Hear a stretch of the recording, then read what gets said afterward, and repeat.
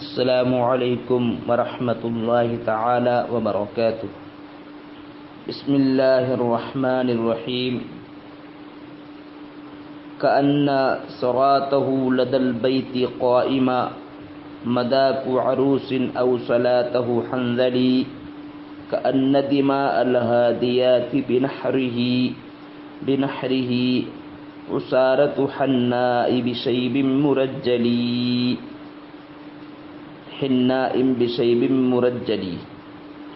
فأن لنا سرب كأنني آجه أزار دوار في ملاء مذيلي۔ حل لغات پر غور دیں۔ سرات کے معنی آتے ہیں کسی چیز کے بلائی حصے کو بولتے ہیں۔ چونکہ یہ منسوب ہے یہاں پر گھوڑے کی طرف، تو بطور استعارہ اصلیہ یہاں پر مراد لیا ہے گھوڑے کی پشت۔ لدل بیتی یہاں پر مفعول فی ہے، اور قائمن جو یہ حال ہے صلاتہ کی ہو ضمیر سے، اور ہو ضمیر یہ منسوب ہے، عائد ہے گھوڑے کی طرف، برق رفتار گھوڑے کی طرف۔ مداق کی جمع مدائق، اس کو مداق کے معنی ہیں یہاں پر وہ پتھر کہ جس پتھر سے دلہن کو آراستہ پیراستہ کرنے کے لیے جس پتھر سے خوشبو کو پیسا جاتا، اس خوشبو کو کہ جس خوشبو سے عورت دلہن کو آراستہ کیا جاتا ہے، اس پتھر کو مداق بولتے ہیں۔ صلات کے معنی آتے ہیں سل، یہ یہاں پر حنظل کی جمع حناظل۔ سل یہاں پر وہ مراد ہے کہ جس سل پر حنظل پھل کو توڑ کر کے پیسا جاتا ہے، وہ مراد ہے۔ تو یہاں پر تشبیہ مرسل مجمل ہے، کیونکہ کأنہ اچھا ہو ضمیر مشببی، مداق مشببی، تو یہاں پر تشبیہ بلیغ ہوگی، یہاں پر یہ تشبیہ بلیغ۔ تو یہاں پر گھوڑے کی شیر کا مفہوم یہ ہے کہ اس شیر میں گھوڑے کی پشت کو توانائی مضبوطی میں تشبیہ دی ہے دلہن کے اس پتھر، دلہن کو سنوارنے والے خوشبو کو پیسنے والے پتھر سے، یا پھر تشبیہ دی ہے اس سل سے کہ جس سل پر حنظل یعنی اندرائن پھل کو توڑا جاتا ہے، پیسا جاتا ہے توڑ کر کے پشت مضبوطی میں۔ اب دیکھیں ترجمہ، کأن صراطہ لدى البیت قائما، گویا کہ اس گھوڑے کی پشت لدى البیت گھر کے پاس، قائمن اس کے کھڑے ہوتے ہوئے، گویا اس گھوڑے کی پشت کھڑے ہونے کے وقت گھر کے پاس دلہن کے پتھر کی طرح ہے، دلہن کے لیے پیسنے والی مداق عروس، دلہن کے اس پتھر کی طرح ہے کہ جس پتھر سے دلہن کو سنوارنے کے لیے خوشبو کو پیسا جاتا ہے۔ او صلات حنظلی، یا اندرائن پھل کو پیسنے والی سل کی طرح ہے۔ یہ حنظلائل پھل کو توڑ کر پیسنے والی سل کی طرح ہے، اس گھوڑے کی پشت مداق عروسن، یا دلہن کے پتھر کی طرح، دلہن کے پتھر کی طرح، یا یہ لفظی ترجمہ یہی ہوگا کہ گویا کہ اس گھوڑے کی پشت گھر کے پاس کھڑے ہونے کے وقت دلہن کے پتھر کی طرح، یا حنظل درخت کے پھل کو پیسنے والی سل کی طرح ہے۔ کأن دماء الحادیات بنحرہ عصارۃ حناء بشیء مرجل. اس شعر کا مفہوم یہ کہ اس شعر میں یعنی وہ گھوڑا اتنا برق رفتار ہے کہ ایک چھلانگ لگاتا ہے تو وحشی گایوں سے آگے پہنچ جاتا ہے، تو اس کے سینے پر خون لگ جاتا ہے. یعنی شکار کرنے کے وقت گھوڑے کے سینے پر جو خون لگ جاتا ہے تو اس خون کے شرابور خون کے حصے کو اس شعر میں تشبیہ دی ہے سفید بالوں میں جو مہندی لگی ہوئی ہوتی ہے اس مہندی سے تشبیہ دی ہے. سفید بالوں میں جو مہندی کا عرق ہوتا ہے لال، اس لال سے اس میں تشبیہ دی. اس میں بھی تشبیہ بلیغ ہے. دماء کے معنی خون، حادیات و وحشی گائے، نہر معنی سینہ. یہ ضمیر اسی کی طرف لوٹ رہی ہے، گھوڑے کی طرف. اسارت عرق، حنا مہندی، شیب معنی سفید بال، منجمن کنگھی کیے ہوئے سفید بال کی مہندی کے عرق کی طرح. اب ترجمہ دیکھیں. کأن دماء الحادیات بنحری، گویا کہ وحشی گایوں کا خون، وحشی گایوں کا خون یعنی وحشی گایوں پر جو وہ شکار کرتا ہے تو اس کا خون جو اس پر اس کے سینے پر جو لگ جاتا ہے.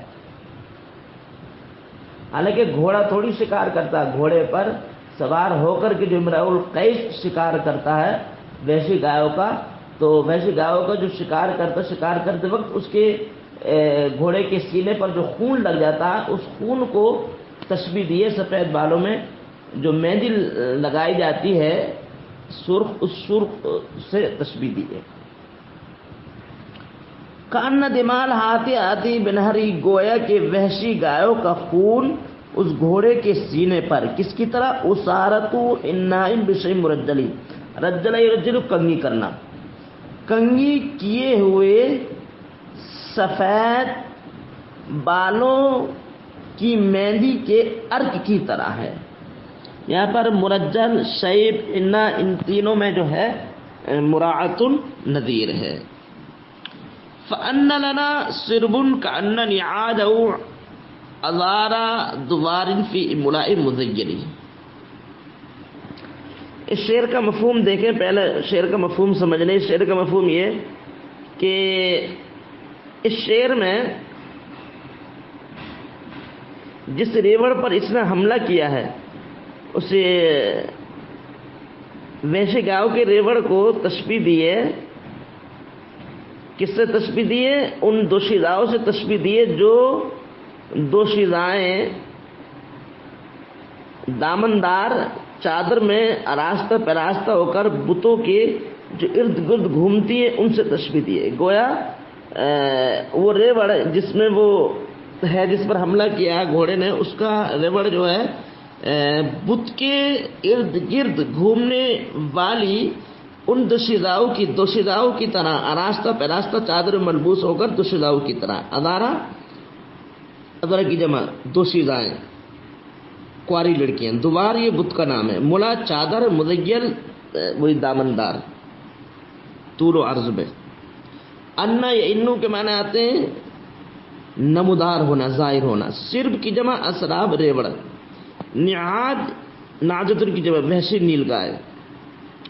اب دیکھیں فَأَنَّ لَنَا سِرْبٌ، تو ہمارے سامنے ریوڑ نمودار ہوا. گویا کہ اس ریوڑ کی گائے ادارا دوار فی ملاء مزین، دامندار چادر میں ملبوس دوار بت کے ارد گرد دوشیزاؤں کی طرح ہے.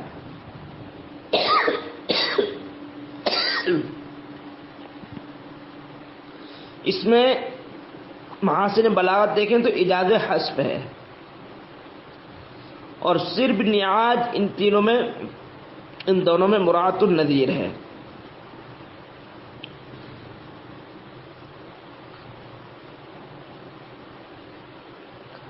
اچھا فأدبرنا كالجذع المفصل بينه بجيد معم في العشيرة مخبل.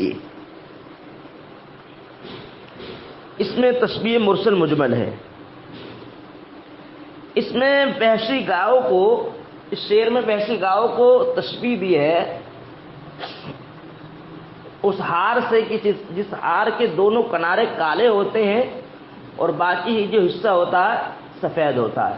اسی طرح وحشی نیل گائے جو ہوتی ہیں، وحشی نیل گاؤں کی گردن اور ٹانگیں جو ہوتی ہیں وہ سیاہ ہوتی ہے، باقی حصہ سفید ہوتا ہے. تو وحشی نیل گاؤں کو اس ہار سے تشبیہ دی کہ جس ہار، یہ ہار یعنی جس کے دونوں کنارے کالے ہوں اور باقی سے سفید ہو، اور ایسا بچہ جو ددیالی ہے، نریالی بچے کے گلے میں پڑا ہو تو نہایت ہی بچے کو خوبصورت لگتا ہے.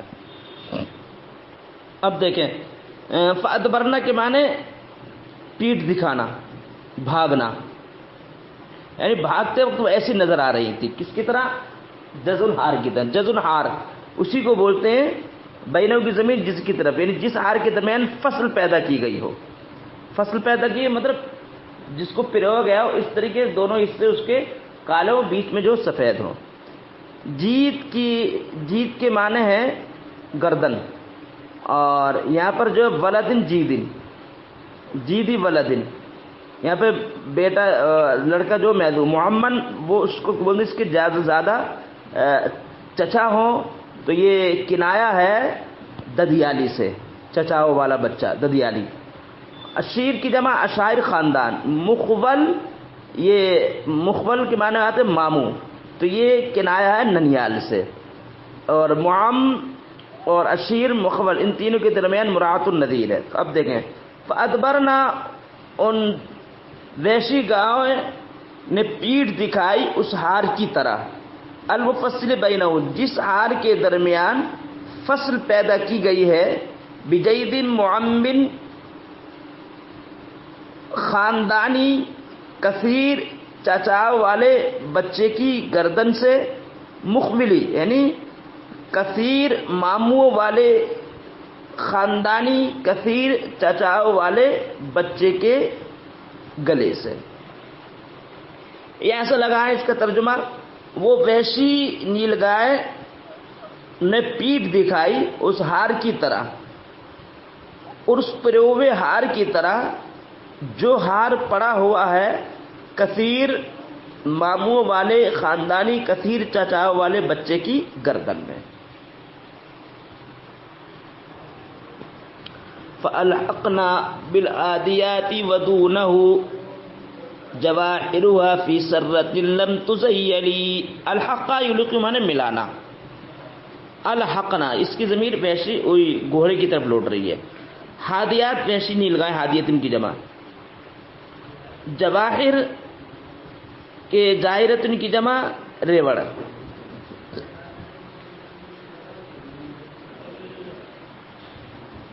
سرتن، اچھا زیلہ یزیلو یہ باب تفعیل سے ہے جس کا معنی ہوتا انتشرا ینتشرو پھیلنے کے معنی میں. اور سرتن کی جمع سرات جس کے معنی آتے ہیں جماعت. اس شعر کا مفہوم یہ ہے کہ اس شعر میں بھی گھوڑے کی برق رفتاری مقصود ہے. اس میں کہنا یہ چاہتے ہیں کہ گھوڑا اتنی تیزی کے ساتھ لے کر کے دوڑا کہ پیچھے والی جو وحشی گائے ہیں ان کے اندر کوئی افراتفری نہیں ہوئی، اور یہ جو ہے اس طریقے سے اس نے آگے چھلانگ ماری کہ وہ وحشی نیل گائے ایسی کی ایسی چل رہی، اس طریقے سے گئی پتہ تک نہیں چلا.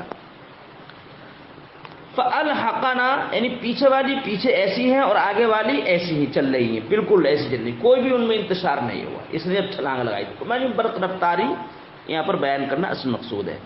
اب دیکھیں، فَأَلْحَقَنَا بِالْعَادِيَاتِ وَدُونَهُ، تو اس گھوڑے نے ہم کو ملایا، اس گھوڑے نے ہم کو ملحق کر دیا وحشی نیلگاہوں سے ودونہ اور جو اس کے علاوہ، وحشی نیلگاہوں سے اور ودونہ اور اپنے علاوہ، وحشی نیلگاہوں سے ودونہ اور جو اپنے علاوہ جو وحشی نیلگاہیں ان سے، جواہرها جس وحشی نیلگاہوں کا ریوڑ فی سرت نے ایسی جماعت میں لم تزیر جو منتشر نہیں ہوا، یعنی ایسی پیچھے والی اور آگے والی گائے ایسی کیسی چل رہی، ان میں کوئی انتشار نہیں ہوا۔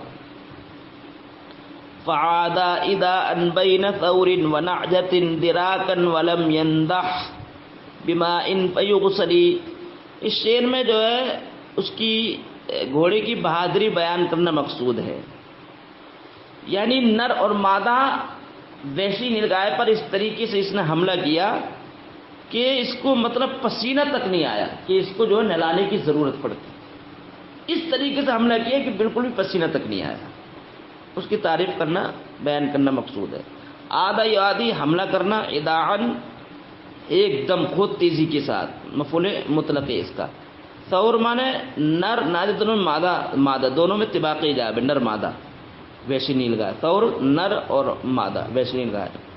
دراقن یعنی ملحق، ندا اندو مانے شرابور ہونا، بیماری میں پانی ہے، اس میں مجاز مرسل نہیں عام بول کر کے خاص مراد لو، مانو مانے تو عام پانی لیکن اس سے خاص مراد لیا پسینہ، فیغسل نہلانا۔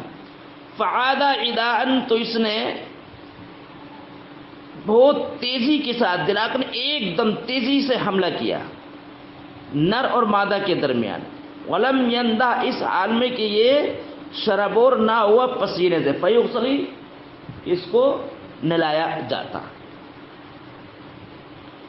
فضل طہات اللحم من بین مندج صفیفہ شواء او قدر معجلی، مندج اندر اندج مانا تھا پکانا، صفیف اس شعر میں بیان کرنا مقصود ہے جو اس نے جو حملہ کیا اور شکار کیا، شکار کے ذریعے سے جو جانور حاصل ہوئے، جن جانوروں پر حملہ کیا تو ان کے گوشت کی اس طریقے سے بھرمار تھی کہ جو قافلے والے تھے جس طریقے سے چاہا وہ اس طریقے سے بنا رہا ہے، کوئی روسٹیڈ بنا رہا ہے، کوئی کباب بنا رہا ہے، کوئی کوفتے بنا رہا ہے، یعنی جس کا جو منشا تھا اس منشا کے مطابق گوشت کو بنا رہا ہے، اس نے گوشت کی بھرمار تھی جو حملے کے ذریعے سے گوشت جو ہے برآمد ہوا۔ توہا تائی کی جمع پکانے والے باورچی، طباخ، تو گوشت کو پکانے والے باورچی ہو گئے۔ صفیف کی جمع صفائی پارچہ، یعنی گوشت کے پارچوں کو تیار کرنے کے درمیان ہو گئے۔ او قدر معجلی، یا ہانڈی میں، معجل مانے جلد اور قدیر مانے ہانڈی، یہ جلد ہانڈی میں تیار کرنے کے درمیان ہو گئے، یعنی روسٹیڈ وغیرہ میں ٹائم لگتا ہے تو کسی نے روسٹیڈ بنایا جس کو زیادہ بھوک نہیں لگی، اس کی جلدی بھوک نہیں لگی، اس نے جلدی سے ہانڈی میں تیار کر لیا۔ تو ہاتھ، لحم، شوا، سفین تینوں مرات النذیر ہے۔ تو طباخی نے گوشت ہو گئے، بھنے ہوئے گوشت کے شوان گوشت کے بھنے ہوئے گوشت کے پارچے کو تیار کرنے کے درمیان، بھنے ہوئے گوشت کے پارچے کو تیار کرنے کے درمیان ہو گئے، یا جلد ہانڈی میں گوشت کو تیار کرنے کے درمیان ہو گئے۔ وَرُحْنَا يَكَادُ الطَّرْفُ يَقْصُرُ دُونَهُ مَتَى مَا تَرَقَّ الْعَيْنُ فِيهِ تَسَفَّلِي، ترقّا یا ترقّا میں اوپر چڑھنا، تسفل یا تسفل نیچے آنا، دونوں میں طباق ایجاب ہے، اور اس کا جواب ہے متما کا یہ جواب ہے۔ راہ روح شام میں واپس آنا، اور یقاد طرف یہ حال ہے رونے کی ضمیر سے، طرف مانے آتے آنکھ، کہنا یہ چاہتا ہے کہ شام کو جب ہم واپس آئے تو گھوڑے کی طرف آنکھ دیکھنے سے عاجز تھی، یعنی اتنا حسین و جمیل، اتنا خوبصورت وہ لگ رہا تھا کہ آنکھیں خیرہ ہو رہی تھی، چکچون کھا رہی تھی اس کو دیکھنے سے، یہاں تک کہ جب آنکھ چڑھتی تھی اس کو دیکھنے کے لیے نیچے جھک جاتی تھی، اسی کی طرف اشارہ ہے۔ وَرُحْنَا ہم شام میں واپس آئے اس حال میں کہ آنکھ یقصر دون، اس کی طرف دیکھنے سے عاجز تھی. اور رخنا ہم آئے، شام میں واپس آئے اس حال میں کہ یکاد الطرف یقصر دونوں، کہ آنکھ اس کی طرف دیکھنے کے قریب نہ تھی، دیکھنے سے عاجز تھی. متی ما ترقل عین، جب آنکھ اس کو دیکھنے کے لیے اوپر اٹھتی، تصفلی تو نیچے جھک جاتی تھی. فبات علیہ سرجہ ولجامہ وبات بعینی قائما غیر مرسلی. تو یہاں پر جو کہتے ہیں کہ اس نے جو گھوڑے نے جو رات گزاری، اس طریقے سے رات گزاری کی زین اور اس کی لگام جو اس پر جو ہے کسی ہوئی تھی. غیر مرسلی لٹکے ہوئے کھڑے کھڑے رات گزاری بغیر بیٹھے ہوئے. بات ہے بھی تو رات گزارنا، اور سرجو جو ہے اس کا فاعل ہے. فباتا، تو اس گھوڑے نے رات گزاری اس حال میں کہ اس پر، فباتا اس گھوڑے نے رات گزاری علیہ سرجو، اس حال میں کہ اس گھوڑے پر اس کی لگام ہے، اس کی زین ہے، ولجامو، اور اس کی لگام ہے. فباتا، تو اس گھوڑے نے رات گزاری اس حال میں کہ اس کی لگام جو اس کی زین جو اس پر کسی ہوئی ہے. فباتا، تو اس گھوڑے نے رات گزاری علیہ، اس گھوڑے پر، سرجہ زین ولجامو، اور اس کی لگام کسی ہوئی ہے. وبات بعینی قائما، اور اس گھوڑے نے رات گزاری میری نگاہوں کے سامنے کھڑے ہو کر، غیر مرسلی، بلا بیٹھے ہوئے. یعنی گھوڑا اتنا ہمت والا، اتنا توانا، اتنا طاقتور تھا کہ اس نے پوری رات جو ایسی کھڑے ہو کر کے اس نے گزار دی. فبات، رات گزاری اس حال میں کہ اس پر اس کی زین ہے اور اس کی لگام ہے. وبات بعینی، اور پوری رات گزاری بعینی، میری نگاہوں کے سامنے. بعینیہ، میری نگاہوں کے سامنے رات گزاری، قائمن، کھڑے ہو کر کے، غیر مرسلی، بلا بیٹھے ہوئے. یہ ماشاءاللہ آج جو 8 اشعار ہو گئے، اور اس کے بعد جو کل انشاءاللہ العزیز باقی اشعار جو پڑھائے جائیں گے. تو ہفتے کے روز جو ہے انشاء آپ حضرات کو بنانی ہے.